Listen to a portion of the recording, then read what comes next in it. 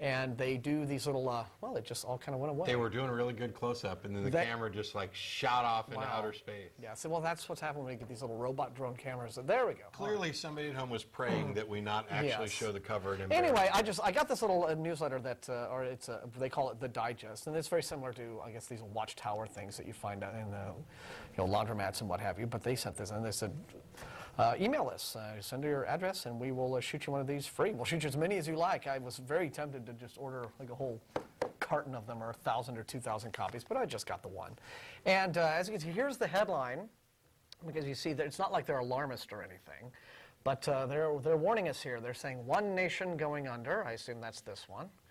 And it says, how America's rejection of a biblical worldview is leading to our demise. Dun, dun, dun. Yes. Now, what are some of these things that we are embracing instead of the biblical worldview? Well, apparently, okay, there's humanism. I guess that's a bad thing, you know. I have adopting a philosophy that's all about human rights and human dignity and equality and egalitarianism and all that kind of stuff. It's bad for their religion. The more humanists you have, the fewer religions. Yeah, I guess so. Anyway, now postmodernism. Okay, now I agree. That's postmodernism is kind of stupid. Yeah, it's a little annoying. Yeah, it's annoying. But you know, the curious thing is, the only people that I really hear embracing that, once you really sort of back them into a wall and get arguing with them, have been Christian apologists. Yeah. You know, we had a fella some years ago, this was many years ago, and just one example of this. We had a minister, he was a military chaplain actually, was invited one Sunday to give the Sunday lecture. This was back when we were a very, very small group.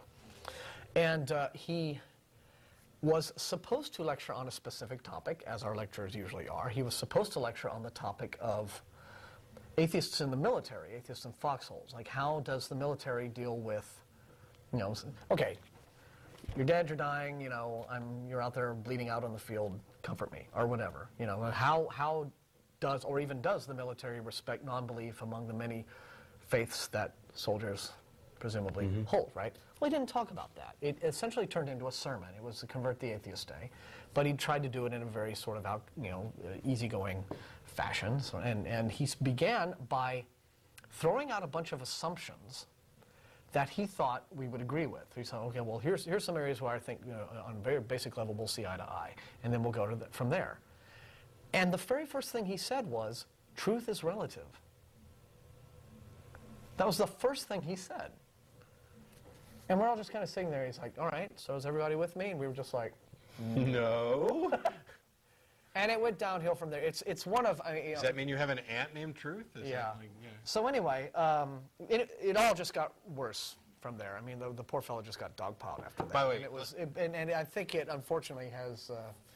you know, there's now, I guess, been some sort of unofficial policy that it's maybe not a good idea to have theists, or at least ministers, come and give the Sunday lecture. Although we'd be happy to have... We'll be happy to have one if they don't just go off topic right at the outset and look at it as a... Or if they're interested in a debate, in an actual formatted, even an informal debate, but at least something with a little bit of structure. By the way... but anyway, we're getting off the... You're a filmmaker. Yes. More or less, you kind of shrugged it off. Right. Yeah. I must say, and this is completely irrelevant to the atheist experience. I'm just having a bit of fun, and I want to have some fun with the guys in the booth. A minute ago, when they were doing the close-up, they had a half face of you, and I absolutely love that frame. And so the challenge for the guys in the booth later in the day is to, at some point, get half of Martin's face and half of my face and merge split screened right in the middle. So we're like a persona. Don't do it. You don't have to do it right now. If you go through and plan out exactly what all it's going to take, we'll have fun with it towards the end of the show. So like that Bergman film, Persona, where you have Leave Woman and the other woman, and they sort of meld together. And see, that's a film school reference. Yeah, if you know art movies, you'll know that. So you see, I went to film school. Anyway, we got off the topic. So more stuff that they snob you. Yeah. I do love what else is killing us apart from humanism and postmodernism? Well, there's same-sex marriage, evidently. Oh my gosh. That evolution. Now, you know, the thing that caused us to be here at all is apparently now leading to our demise, evidently. Or is it the fact that you know, people are out there being very annoying and tiresome and accepting scientific facts about the history of the world and life in it, rather than just some Bronze Age myths that want to tell us that the world's only the age of the Earth is actually younger than theirs has been around less time than the dog has been domesticated. Okay, there's abortion, and violence. Yeah. And, because religious people are never violent. Well, I like the fact that the list is kind of a mix. I mean, it's things that these don't conform to our particular Christian standards, and then they get down to something that, I mean, sure, some people advocate violence, right? But in general, most people, regardless of their religious beliefs, would probably avoid violence or violence as a last resort type of thing, and yet they toss it on there as the consequence of rejecting a biblical worldview. And the very last thing they add as well, greed, because as you know, no religious person has ever been greedy, ever. Just doesn't happen. So anyway, going to the, if abandoning a biblical worldview leads to violence, then maybe somebody might want to look into the church shooting that took place earlier today. Yes. Granted, I'm not the least bit happy that somebody was shot and killed, and I have sketchy reports, and I have no idea what the beliefs were of the shooter. I mean, for all I know, he could have been a nutjob atheist. But I think we'll probably find, as it gets investigated, that there was some sort of personal thing. Yeah. Because the guy went in there, targeted the pastor right there on the podium, behind the pulpit. So it was, I think, clearly a very intentional. So I think we'll find out that there was some sort of unpleasant stuff going on. The curious thing for me in this was that he fired evidently like 4 shots at the pastor, and the pastor's ducking and dodging, and I guess deflected a bullet with the Bible, which went up like confetti. But the 4th shot actually hit the pastor and killed him, dead, and then the gun jammed.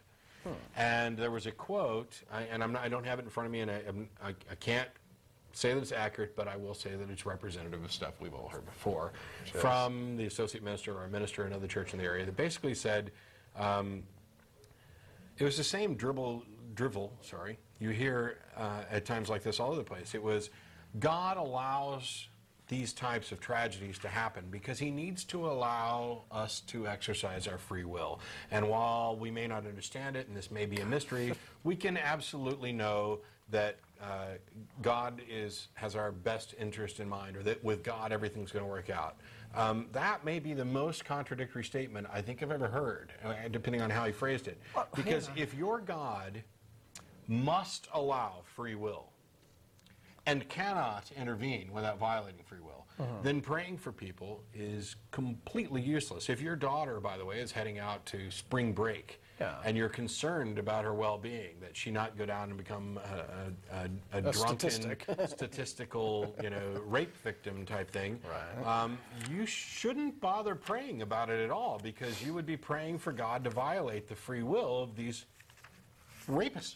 Right. Well, that's clearly he doesn't want to do it for gunmen. I don't know why you'd think he'd well, want to do it for this is why the whole appeal to free will as a defense against the problem of evil is so pathetic, because it only takes into account the free will of the bad guy, right? I mean, presumably victims have free will too, and their free will is telling them, "Help! I don't want to be victimized." Well, the pastor but apparently that's of no consequence to God, and so.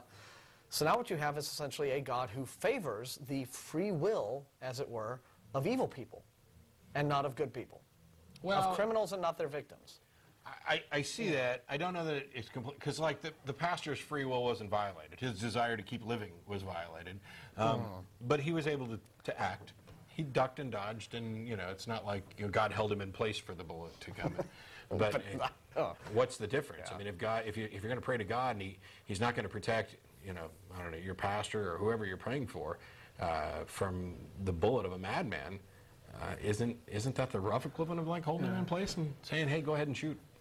Yeah, but another thing that they don't realize also when they try to make that argument, or that excuse as I call it, because it really isn't much of an argument, is that free will is not the same thing as action, right? I mean, free will simply refers to your ability to think in a certain way and decide, I want to do this kind of thing, or I decide that you want to have a certain set of opinions or beliefs or attitudes. But it does not have anything to do with your ability to act. Like if the police swoop down and bust a local, terrorist cell who are planning to blow up a bridge or something, or the FBI or whoever does that, and they haul them all off to jail. Well, have they inhibited the terrorists' free will? Well, not really. I mean, the terrorists still desire to commit their crime. They still want to wreak havoc. They still want to blow up bridges and kill people and hurt people for whatever their cause is. The only thing that's been interfered with is their ability to act upon their free will. Big difference between free will and action. So that's another reason why the whole appeal to free will just doesn't wash.